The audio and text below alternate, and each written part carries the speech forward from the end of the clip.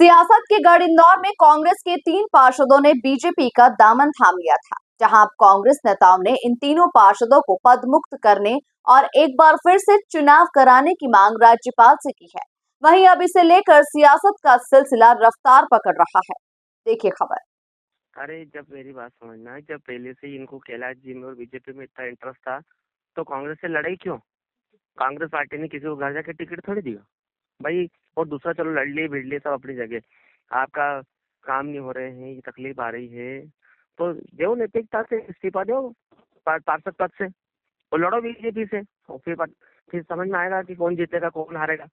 भाई आप कोई इंडिपेंडेंट छोड़ जीते हो, जी कांग्रेस के नाम से जीते हो ना जी। तो निश्चित रूप से अगर वाकई में नैतिकता है तो अपने अपने अपने पदों से इस्तीफा देना चाहिए, है ना। और वापस से उपचुनाव होना चाहिए, फिर दूध का दूध और पानी का पानी अपने आप हो जाएगा। अभी तो आप कांग्रेस पार्टी के नाम से पार्षद बने हो। तो अगर वाकई में ऐसा लगता है कि संविधान, अरे संविधान तो बहुत कुछ नहीं कहता है। कौन सा संविधान में लिखा है कि दल बदल करो? अपनी जिस पार्टी ने आपको बनाया उसके साथ धोखाधड़ी करो। मैं भी पार्षद बना था 2009 में। 3 MIC मेंबर काम रोकने में लगे रहते थे। अगर ऐसे ऐसे डर डर भय से भागते अपनी हिम्मत से मेहनत से आज यहाँ पहुंचे ना, तो निश्चित ही जो लोग गए हैं इन लोगों को नैतिकता के नाते इस्तीफा देना चाहिए, ताकि बाकी लोकतांत्रिक व्यवस्था से चुनाव हो और जिस पार्टी से लड़ना उस पार्टी से लड़ो, ठीक है ना। जीतू पटवारी जी की कोई आवश्यकता ही नहीं थी। पार्टी ने नगर निगम का अपोजिशन का लीडर चिंटू चोकसो को बनाया था। मैं एक एक पार्षद से व्यक्तिगत रूप से बात करता था, एक एक आदमी के काम के लिए जाता था। ये 3 गए, बाकी 17 से ही पूछ लो कि एक भी ऐसा नहीं है जिसके काम के लिए नेता प्रतिपक्ष खड़ा नहीं होता है, ये ताकत से करवाता नहीं है। अब नगर निगम की माली हालत खराब है, नगर निगम की स्थिति बद से बदतर है, पूरा कोलैप्स है नगर निगम।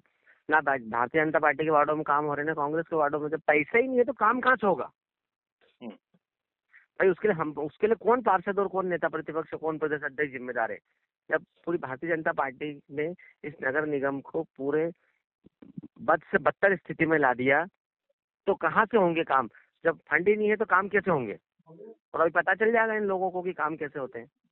कुछ नहीं, कांग्रेस बौखला गई है। और अगर ये इच्छा है नेता प्रतिपक्ष जी की तो मैं तो यही कहना चाहूंगा, संविधान के में जो सही है अगर वो तैयार है तो हम भी तैयार है संविधान के लिए। अगर संविधान कहता है कि चुनाव होना चाहिए तो हम तो उसके लिए तैयार है। और रही बात बीच कांग्रेस छोड़ने की, तो कांग्रेस हमेशा राम विरोधी रही है। इनके खुद के नेता जो राहुल गांधी सोनिया गांधी जी है, उनको हमारे मोदी जी ने जब न्योता पहुंचाया आमंत्रण, तो उन्हें आमंत्रण ठुकरा दिया राम भगवान का। उस दिन से मैं आहत था।